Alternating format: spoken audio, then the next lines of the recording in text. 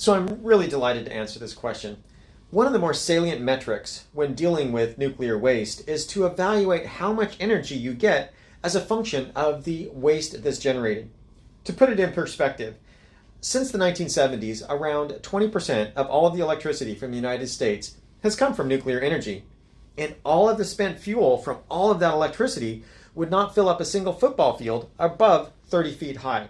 So it's not a lot of waste. It doesn't have a large footprint, and we can shield it. We can shield it so well that the dose rate outside of those is lower than naturally occurring radioactive material. That's entirely feasible, and these things are tested with incredibly rigorous standards by the Nuclear Regulatory Commission in order for them to be legally used at all. And so the safety envelope is clearly there, but that doesn't mean that the public is okay with accepting that science and technology.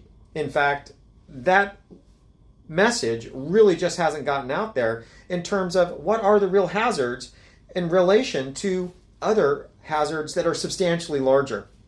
And so when it comes to nuclear waste, we know how to deal with it, we know how to handle it, and we know how to dispose of it. My favorite example for how we can know that we can put this in geology that will allow it to stay there until it decays back into stables is the Oklo Gabon natural nuclear reactor that occurred in Gabon, Africa, where it was shown that the fission product stayed there, and the amount of diffusion and dispersion is readily measured, and we can learn from that how to improve on that to the extent that we want it. And even when you do that, the regulations that are required for a geological disposal facility are that in 10,000 years, the dose to a person, the worst case that could possibly happen, is still only a fraction of natural background. That's the worst case, and that's not even necessarily expected. And even if it was, it's extremely small. And so when you might say, that's horrible, we can't tolerate that. When you recognize the hazards that come from other waste forms, they're vastly greater.